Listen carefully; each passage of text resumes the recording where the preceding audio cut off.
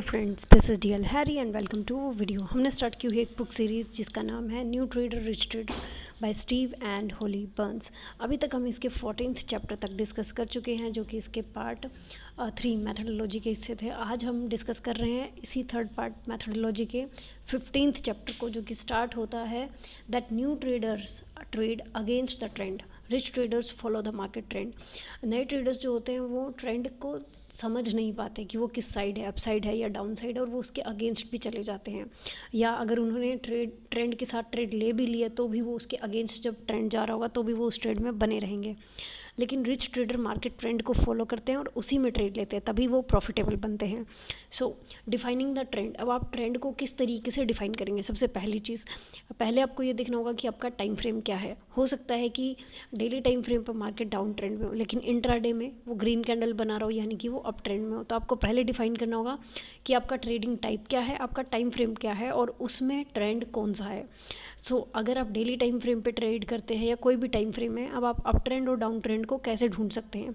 Up trend can be considered when the price is above 50-day moving average. Moving average एक indicator है जो आप किसी भी प्लेटफॉर्म पे अप्लाई कर सकते हैं, और वहाँ पर उसकी सेटिंग में जाकर आप उसको 50 डे पर सेट कर सकते हैं। तो वहाँ से आपको पता लग जाएगा कि जो मूविंग एवरेज की लाइन आ रही है, अगर प्राइस उसके ऊपर है तो ये अप ट्रेंड है, तो आप बाई कर सकते हैं। Down trend when the price is below 200 day moving average, same है, आपको सिर्फ उसकी सेटिंग चेंज करके उसमें 200 डे करना है।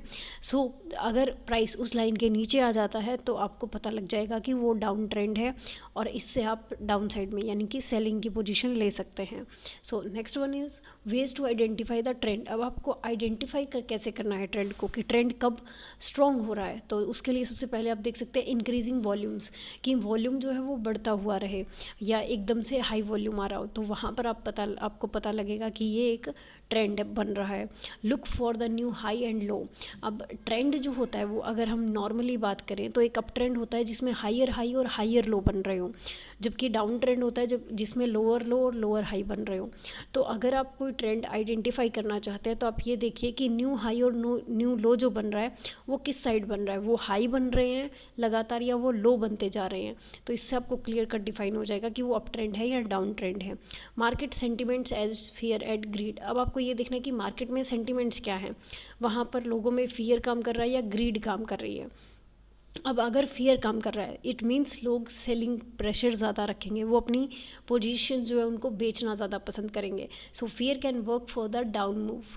तो उससे जब भी फियर होगा तो वहाँ पर सेलिंग प्रेशर ज़्यादा आता है, तो लोग अपनी पोजीशंस को बेचकर निकल रहे होंगे।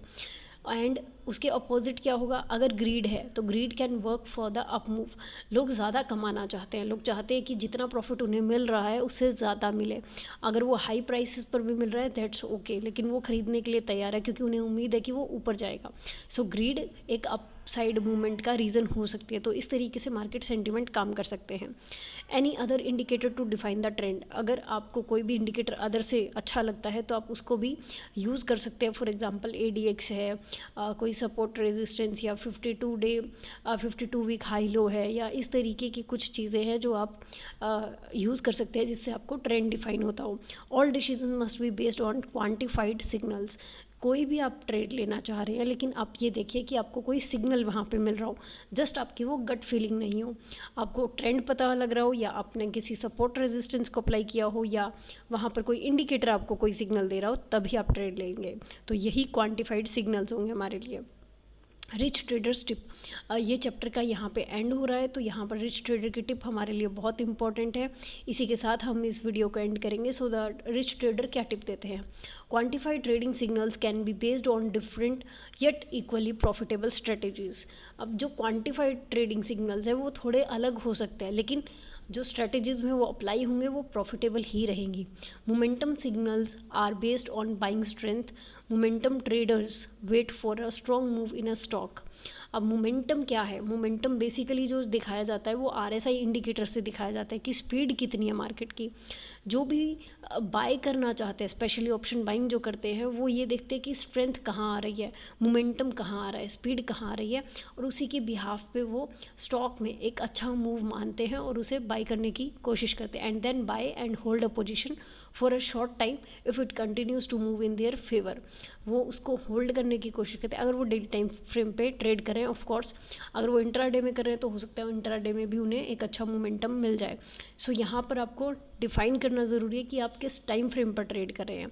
Breakout signals are based on buying all time highs, 52 week highs और price moving through resistance and trying to buy high and sell higher. अब यहाँ पर सिर्फ बाइंग का व्यू इसलिए दिया गया है बिकॉज ये सिर्फ इन्वेस्टमेंट की बात कर रहे हैं, वो लॉन्ग टर्म है या शॉर्ट टर्म है इस तरीके की, या पोजिशनल ट्रेड्स की बात कर रहे हैं, जिसमें ऑफ कोर्स इक्विटी में आप सिर्फ बाई कर सकते हैं, सेल नहीं कर सकते। तो आप यहाँ पर अगर कोई भी व्यू देख रहे हैं तो वो सिर्फ बाइंग का है, सेलिंग का व्यू यहाँ पर नहीं है। तो आप अगर सेलिंग करते हैं पोजिशनल या फिर लॉन्ग टर्म के लिए तो आप इन्हीं के अपोजिट देखिए कि कहाँ पर मोमेंटम गिर रहा है, कहाँ पर मार्केट ऑल टाइम हाई लगाने की बजाय ऑल टाइम लो लगा रही है, 52 वीक हाई की बजाय 52 वीक लो लग रहा है, या प्राइस यहाँ पर लिख रखा है मूविंग थ्रू रेजिस्टेंस, वहाँ पर वो सपोर्ट आ जाएगा और लोग उसे बिल्कुल डाउन में आकर सेल करने के लिए तैयार है और बिल्कुल डाउन आकर उसे बाय करेंगे। सो ये ऑपोजिट व्यू है जो कि मैंने आपको दिया है। यहाँ पर सिर्फ बाइंग की बात हुई है कि वो ऑल टाइम हाई लगा रहा हो, 52 वीक हाई हो, प्राइस मूव एक रेजिस्टेंस के थ्रू मूव कर रहा हो और वो नए हाई बनाते जा रहा हो, लोग ऊंचा खरीदने के लिए और ऊंचा ही बेचने के लिए तैयार है। Breakouts are bought to catch a strong and fast moving stock. Breakouts कब ट्रेड होते हैं? ब्रेकआउट्स का मतलब होता है कि मार्केट एक रेंज में थी और अब वो अपनी रेंज को ब्रेक कर रही है, तो अभी वो ऊपर जा सकती है। Buying a long term price support level और an oversold oscillator like the 30 RSI attempts to create a good risk reward ratio based on buying a deep dip in a market or stock that is in historical uptrend। यहाँ पर RSI की बात हो चुकी है कि 30 RSI अगर है, ये इनकी सेटिंग है, आप RSI को किसी और फॉर्म में भी देख सकते हैं। सो यहाँ पर बात हुई है कि RSI अगर 30 के नीचे है so that is oversold situation, कि वहाँ पर बहुत सेलिंग हो चुकी है, अब यहाँ से एक बाइंग मूव आ सकता है। तो ऐसी सिचुएशन में आपको एक बहुत ही छोटा रिस्क मिलेगा और एक अच्छा रिवॉर्ड मिलने के चांसेस हैं अगर वो अपसाइड का मूव कर देता है तो यहाँ पर आप हिस्टोरिकल अप ट्रेंड के लिए देख सकते हैं कि ऐसा कब कब हुआ है और उस बिहाफ पे आप अपनी ट्रेड बाइंग के लिए रख सकते हैं। Finally trend following signals attempt to move in the direction of the long term trend by the path of least resistance. यहाँ पर आप देख रहे हैं कि अगर ट्रेंड फॉलोइंग सिग्नल्स आपको मिल जाते हैं और उसी डायरेक्शन में आप ट्रेड लेते हैं तो लॉन्ग टर्म के लिए आपके पास तब तक कोई भी एक अच्छा एग्जिट नहीं होगा जब तक कि कोई एक रेजिस्टेंस नहीं आ जाता। तो एक रेजिस्टेंस तक आप वेट कर सकते हैं अपने टारगेट के लिए। सो इस तरीके से लॉन्ग टर्म ट्रेडिंग हो सकती है, या आप बोल सकते हैं कि शॉर्ट टर्म ट्रेडिंग या शॉर्ट टर्म इन्वेस्टमेंट, इस तरीके की व्यूज़ आप रख सकते हैं।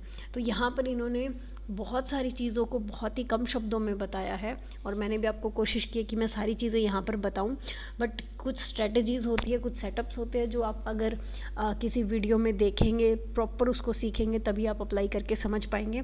ये सिर्फ रिच ट्रेडर का जो न्यू ट्रेडर के साथ डिस्कशन हुआ है और उनकी जो ट्रेडिंग चल रही है उसके बिहाफ पे उन्होंने उसे बताया है कि वो किस बिहाफ पे ट्रेडिंग कर सकते हैं। So that's the only matter in this chapter. Next हम मिलेंगे नेक्स्ट लेसन के साथ, रिच ट्रेडर की टिप के साथ। तब तक के लिए thank you and happy trading.